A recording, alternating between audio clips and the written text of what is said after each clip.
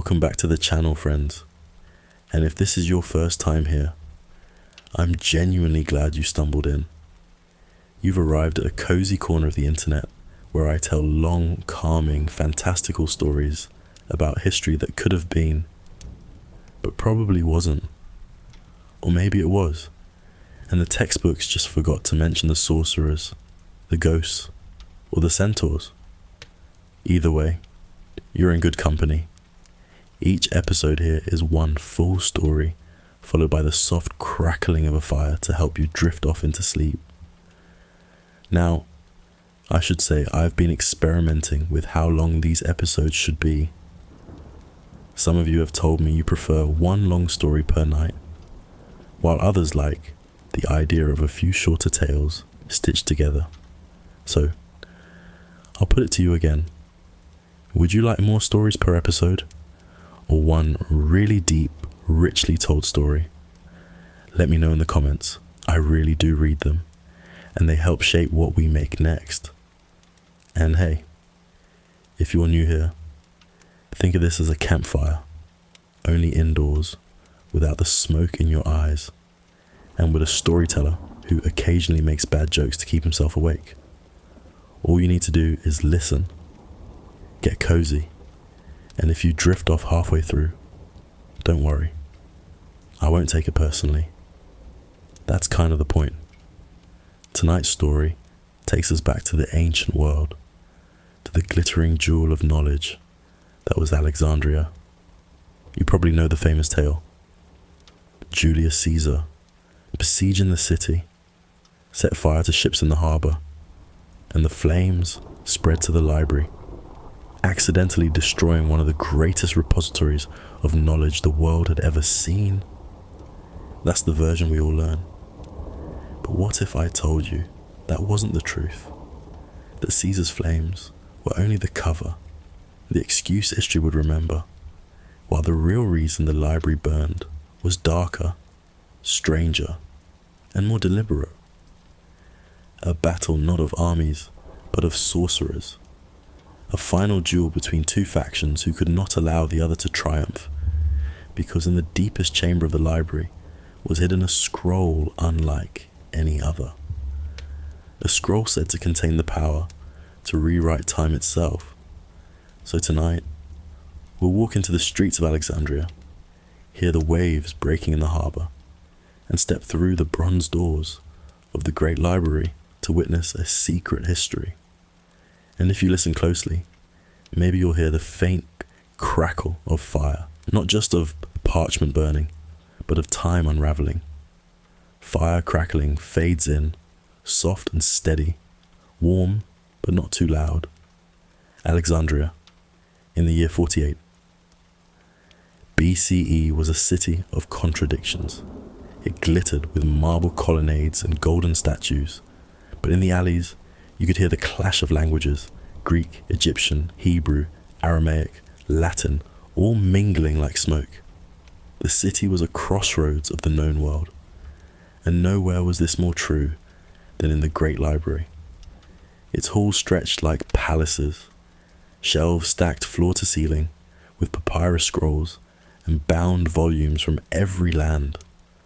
The scent of ink, resin, and old parchment was as thick as incense, but beneath the rows of scholars and scribes, beneath the copied works of Homer and Euclid, lay a deeper vault. Few knew of it. Fewer still had seen it. It was called the Chrono Chamber, guarded not by locks or soldiers, but by time itself.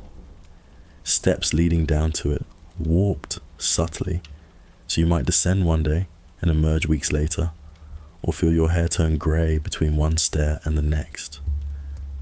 There, at the center, lay the Scroll of Eterna, a strip of papyrus written in a tongue no one alive remembered, said to be the first words ever spoken by mortals. Words that could command time to halt, reverse, or even start again. For centuries, two factions had watched over it. The first were the Athari, the keepers of the line, who believed history must be protected exactly as it had unfolded, no matter how painful. The second with an ember veil, who believed the scroll should be used to create a better world, even if it meant unraveling what had been. And on the night Caesar's fire licked the harbour, both factions knew the time had come to decide who would control destiny.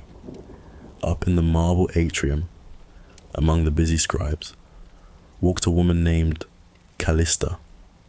She was not a sorcerer, not a soldier, just a librarian with ink-stained fingers and a deep love for the fragile scrolls she guarded. That night she noticed something odd. Several cloaked figures slipping through doors that should have been locked. Their eyes burned with urgency, and though she told herself it was none of her business, something tugged at her curiosity. She followed them. Down into the lower halls she crept, hearing faint whispers in strange cadences. The words made the air shimmer like heat on stone. She didn't know it yet, but she was witnessing the gathering of the two rival orders, each about to claim the scroll of Eterna. And as she descended, somewhere above, the first sparks of fire began to glow on the horizon, cast from Caesar's burning ships. The city thought it was at war, but the true war was beginning here, in the dark below the library, where time itself would soon catch fire. The air in the lower chambers of the library was cooler than the world above, damp with the smell of stone and river water seeping from the Nile. Callista pressed herself against a column, her heart hammering as she listened to the whispers ahead. Torchlight wavered across the walls, bending strangely, as though time itself warped with every flicker. Two groups faced each other in the vaulted chamber. On one side, the Ithari, the keepers of the line. Their leader, a tall man with pale eyes named Serapion, carried no weapon but a staff carved with concentric rings, each representing an unbroken timeline. His followers were stern, robed in muted grey, their presence heavy with silence, like judges weighing every moment against eternity. Opposite them, the ember veil gathered, their cloaks red as embers at dusk. At their head was a woman called Nyxara, sharp-eyed, her hands already glowing faintly with a fire, not born of any torch. Where Serapion's gaze was steady and cold, Nyxara's burned with conviction. She had seen famine, plague, the cruelty of kings, and she believed with all her being that history could be rewritten into something better, even if the path to it was soaked in blood. "The time has come," Nyxara said, her voice low but carrying. "While Caesar burns ships and men above us, while Alexandria screams with chaos, the scroll waits, the future waits, and we will not let it be guarded by cowards who cling to suffering simply because it has already happened." Serapion's voice was calm, but beneath it lay an edge, sharper than steel. "History is not a plaything, Nyxara. It is the record of human choice, flawed and painful, yes, but real. To undo what has been is to erase every soul, who ever lived. To fix one sorrow is to risk unraveling all. You speak like a stone," she hissed, stepping forward, firelight rising in her palms. "And stones are cold. You would watch children starve because it is the line of history. I will not. I would set fire to the past to give them bread." At that, the chamber pulsed, the torches elongated, shadows bent. Even Callista felt it, a pressure in her chest, as if invisible hands pressed on her lungs. These were not ordinary arguments. Every word spoken here tugged faintly at time itself. Callista thought of fleeing, of running back upstairs to the relative safety of parchment and quills. But something anchored her in place. A strange curiosity, yes, but also responsibility. She was a librarian, a guardian of knowledge. And what knowledge could be more precious, or more dangerous unknown than this? The two factions began to circle each other. Runes flared faintly on the floor, lines etched centuries ago when the Chrono Chamber was built. Each faction knew these markings. They were safeguards, designed to keep any use of the scroll of Eterna from bleeding beyond these walls. But tonight, those safeguards would be tested. Nyxara raised her hands, and the first sparks of her power arced like lightning across the room. The Ember Veil's magic was fireborn, wild and consuming, and yet it shimmered oddly, as if it burned in reverse, sparks falling upward into the ceiling instead of down. The Athari answered with calm precision. Serapion struck his staff against the stone, and ripples spread outward, not like sound, but like the ticking of 1,000 invisible clocks. For a moment, Callista swore she heard her own voice echo from a year ago, whispering words she hadn't spoken yet. The clash began, not with steel, but with time itself, unraveling.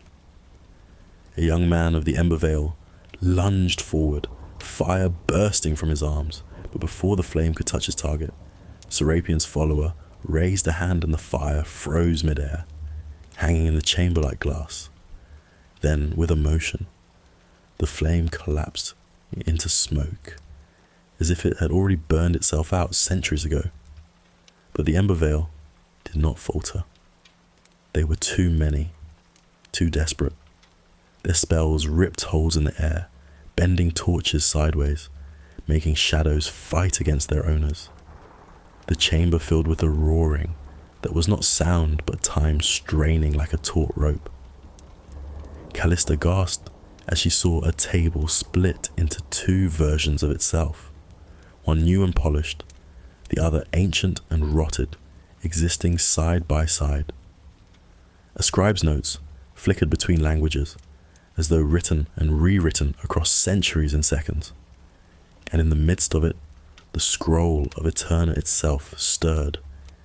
She couldn't see it yet, but she could feel it. A pull, a gravity, as though every heartbeat in the chamber was being tugged toward a single point. Above, through the stone, faintly came the crack of battle. Caesar's soldiers clashing with Alexandrian defenders, ships burning in the harbor. But none of it mattered compared to the war unfolding here. The library's greatest secret was not being defended.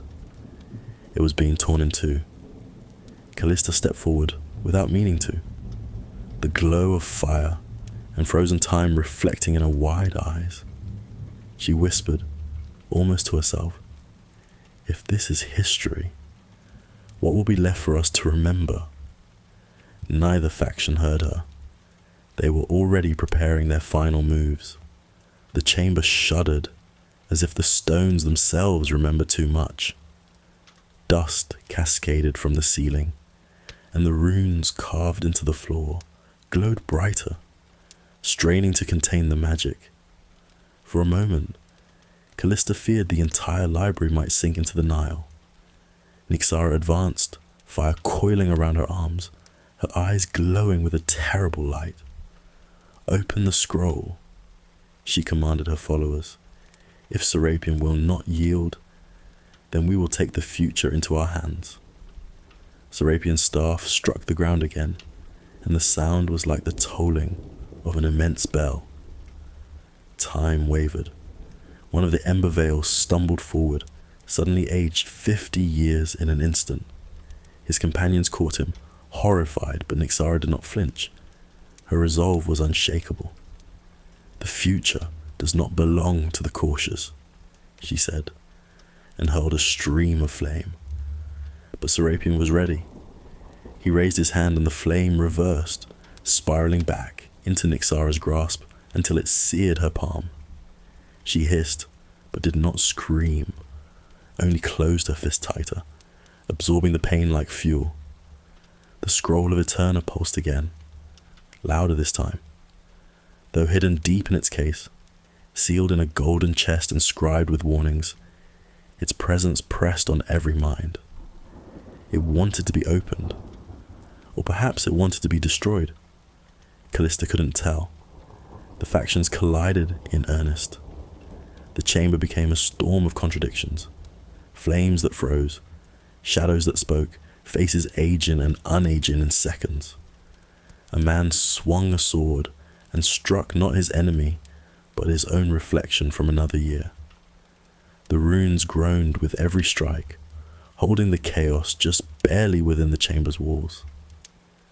Callista clutched her satchel, feeling the weight of her writing stylus, her parchment.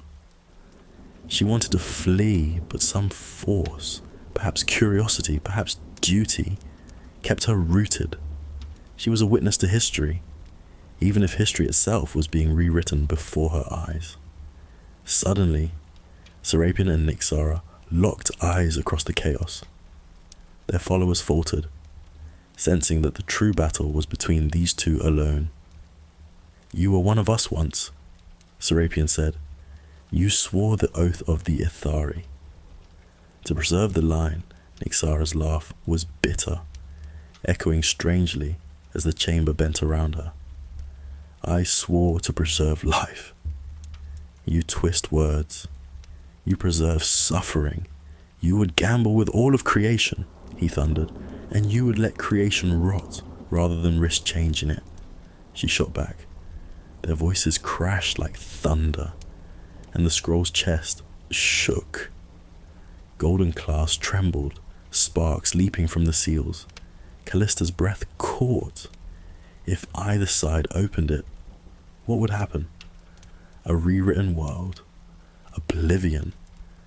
Then Nyxara raised her hand, and from her palm a flame burst forth. Not ordinary fire, but something deeper. Almost alive, it slithered across the chamber like a serpent of light. The followers of the Ember Veil gasped, for this was magic rarely seen even among them. The flame of reversal, a spell that could burn through the fabric of time itself. Serapion answered with his own forbidden art. He extended his staff, and the chamber froze for the briefest instant. No, not froze, but paused, like the world itself had forgotten to breathe. Torches stilled, dust hung unmoving. Callista's heart skipped in her chest. For one heartbeat, everything stopped. Then it started again, twice as violently. Time crashed back like a flood. The serpent of flame met the ripple of pause time, and where they collided, reality itself cracked. The crack was visible. A jagged seam split the air, glowing white, showing not stone behind it, but something endless. A chasm of moments, past and future colliding. Callista glimpsed herself as a child, as an old woman, as bones in the earth. She screamed and stumbled back, eyes burning. The sorcerers faltered too, unnerved. Even Nyxara's fire dimmed for a moment. Serapion's eyes widened in fear, but not of Nyxara. "The seal is breaking," he whispered, "and that the scroll will unbind itself." And indeed, the golden chest trembled violently now. Its clasps burst open one by one, as if the scroll could no longer be contained. The chamber filled with a low, resonant hum, the sound of centuries unspooling.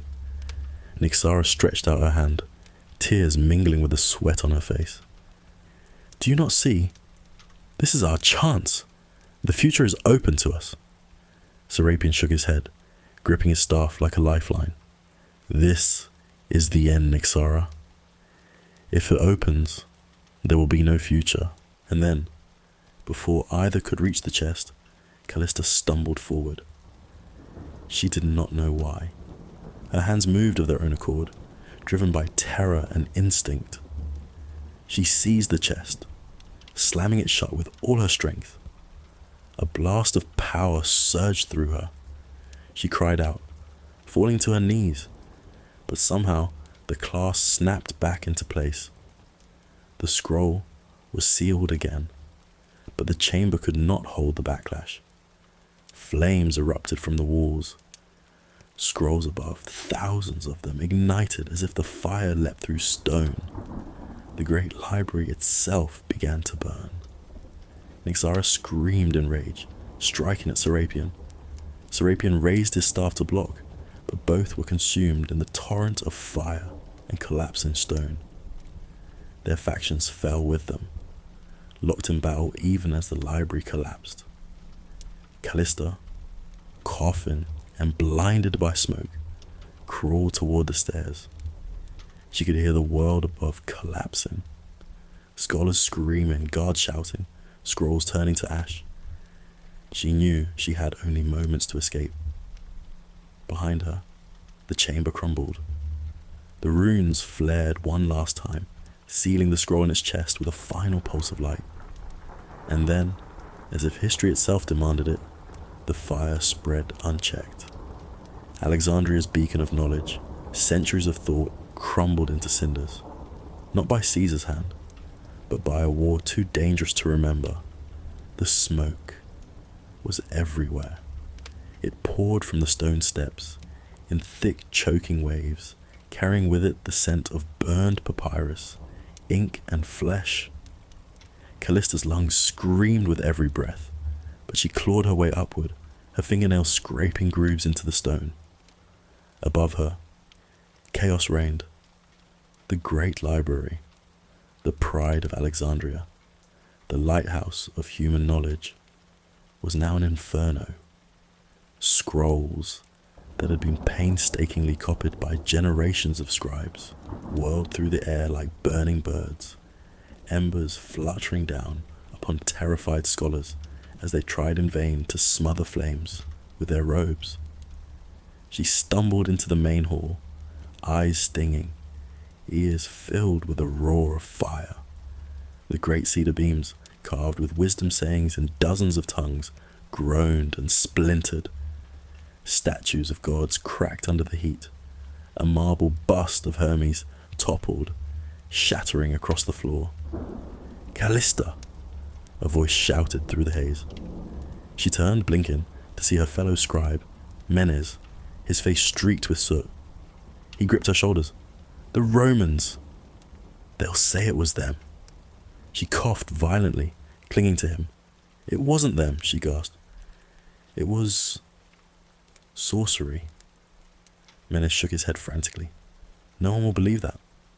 And if they do, they'll kill us for even whispering it. The priests, the governors, they'll blame Caesar. Safer that way." But Callista remembered the crack in reality, the glimpse of herself scattered through time. She remembered Serapion's warning, that if the scroll opened, there would be no future. She felt in her bones that this story could not vanish, even if it endangered her. The fire drove them onward. Together, they burst into the open air, collapsing on the steps outside the library. The city swarmed with confusion. Citizens rushed with buckets of Nile water. Soldiers barked orders, and rumors already spread like flames. "It's Caesar's fault!" someone cried. "His ships launched fire into the docks." No, it was an accident. The scribes mishandled oil lamps. "The gods are punishing us." Callista closed her eyes, trembling. She could see Nyxara's fiery gaze in her mind. She could hear Serapion's desperate plea. There will be no future. Menes grabbed her arm again. "We must leave this place. If they find us in the ruins, they'll think we caused it. Come." But Callista resisted. If no one remembers the truth, it will happen again. Menes stared at her, his expression torn between fear and pity. What truth? That sorcerers fought over a cursed scroll? Callista, listen to yourself. Who would believe it? Who could even understand it? She looked back at the burning library, its flames now consuming the very sky. She wanted to scream the truth aloud. She wanted to tell every fleeing scholar, every horrified citizen, the knowledge was not destroyed by Caesar's fire, but by a war older and darker than empires. but her words died in her throat. Menez was right. If she told anyone, she would be silenced, or worse, used. And the scroll, sealed once more, was better hidden in myth than found in fact. Still, she could not let the memory vanish completely, not when she had seen what the scroll could do. That night, as Alexandria mourned, Callista found refuge in a small temple near the harbour. While the city raged with blame and rumour, she dipped her stylus in ink and began to write. Not in the official registers, not in the records that governors would read, but in a hidden journal, a secret chronicle. She described Serapion and Nyxara, the factions, the battle, the crack in time, the sealing of the scroll, and then she hid the journal. Deep inside a clay jar, she placed the parchment, sealed it with wax, and buried it beneath the temple floor. Let history believe what it must, she whispered. But if the future needs to know, let these words be found. Outside, the flames had burned through the night. By dawn, the great Library of Alexandria was gone. Thousands of scrolls turned to ash, their knowledge scattered like smoke into the wind. Rome would take the blame. Caesar's name would be tied forever to the fire, and few would question it, because it was easier to blame a conqueror than to imagine that reality itself had almost been undone. Yet beneath the ash, deep in the ruins, the golden chest still pulsed faintly. The scroll of Eterna remained, sealed but restless, waiting. And in her dreams, Callista saw Nyxara's fiery hand reaching out, and Serapion's grim face warning her still. The fire had not destroyed the danger, it had only delayed it. Years passed, but the fire never left Callista's memory. She aged, as all mortals do. Her hands that once copied scrolls with perfect precision now shook with age. Yet every night, when she closed her eyes, she dreamed of the Library of Flame, of the clash of sorcerers, of the crack in the world that showed her 1,000 versions of herself. The city of Alexandria moved on. The fire became legend, then rumor, then accepted truth. Scholars told each other, with a kind of resigned certainty, that Julius Caesar's siege had destroyed the library. Some whispered blame upon careless scribes. Others muttered about divine punishment. But only Callista knew the truth. And though she had hidden her journal beneath the temple floor, she could not rest. One evening, as she walked through the market, an unfamiliar figure approached her. He was cloaked, his face hidden, but his voice was young, too young to carry the weight it did. "You were there," he said softly, "at the fire." Callista's blood ran cold. Many were there. The whole city saw the flames. The figure tilted his head. "No, I don't mean the fire that men saw. I mean the one they did." Not her breath caught. The crowd around them buzzed with haggling voices, the scent of fish and incense thick in the air. Yet in that moment she felt as though the market had gone silent. "I don't know what you mean," she whispered, but he smiled faintly. "The scroll of Eterna. You think it's safe, buried beneath ash and memory. You think its seal holds, but nothing sealed forever stays sealed. You should know that before she could respond, he turned and melted into the crowd, gone as quickly as he had appeared. That night, she unearthed her journal from its hiding place. Her fingers trembled as she broke the wax and unrolled the parchment. The words stared back at her, sharp and alive. Serapion's desperate face, Nyxara's blazing hand, the fracture in time itself. She almost burned it then, destroyed her own account to protect herself. But something stopped her. Perhaps it was the fear that if she destroyed it, No one would ever know. Or perhaps it was the haunting thought that this cloaked stranger already knew too much. Instead, she copied it. Slowly, painstakingly, over months, she transcribed her hidden chronicle into 3 more copies, each one disguised among ordinary writings of philosophy and poetry. One she sealed and gave to a traveling merchant bound for Antioch. Another she entrusted to a scholar leaving for Athens. The third she buried in the sand beneath a ruined pier, where waves lapped against forgotten stones. She told no one what the writings truly were, but in her heart, she prayed at least one would survive the centuries, should the scroll ever awaken again. Years slipped into decades. Her hair turned white, her sight dimmed, but the memory remained vivid. She often sat by the harbor at sunset, listening to the gulls, watching the sea blaze gold. People thought she was simply a harmless old scribe, lost in nostalgia. None guessed that she was the last living witness to a secret war that had nearly undone time. And still, in her dreams she saw Nyxara. The sorceress would appear in firelight, her eyes burning, her voice a hiss. The seal will not hold forever. You know this. Sometimes Serapion appeared instead, his expression grim, repeating the same words as the night of the battle. There will be no future. Toward the end of her life, when her body was frail and her hands could no longer hold a stylus, Callista felt the pull of destiny once more.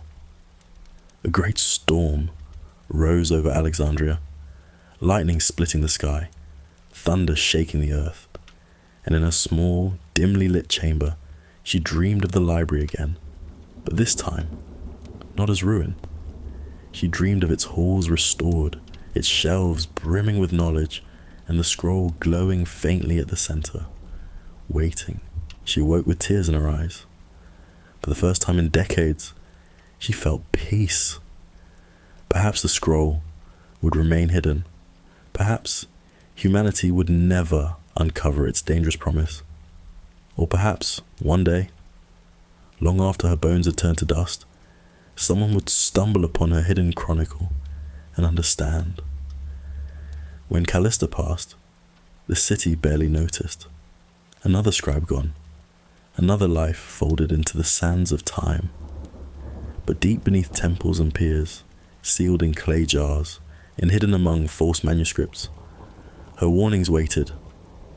And somewhere, beneath the ruins of the library itself, the golden chest pulsed once more. The fire had not destroyed knowledge. It had transformed it into a secret, a burden passed to the future, wrapped in myth and waiting to be rediscovered. And maybe that's the strangest part. When we think of the Library of Alexandria, we mourn what was lost. We imagine shelves of scrolls turned to ash, the silence of knowledge erased. But perhaps it wasn't all lost. Perhaps some of it was hidden, scattered like embers across the world, disguised in plain sight, waiting for someone patient enough or curious enough to piece it back together. Some say fragments of Alexandrian scrolls still turn up in forgotten caves, in monasteries, in bindings of later books. And if Callista's warnings truly survived, buried beneath centuries of dust, then maybe the secret wasn't destroyed at all. Maybe it's still out there, slumbering. If that's true, then the library didn't burn by accident. It didn't vanish into smoke. It was sealed like a vault. And perhaps, just perhaps, the seal is not eternal. So when you think of the library, don't only picture flames and loss. Picture something else. Shelves whispering in the dark, words waiting to be read again, and a golden chest deep beneath the ruins, its lock straining against time itself, waiting for someone to open it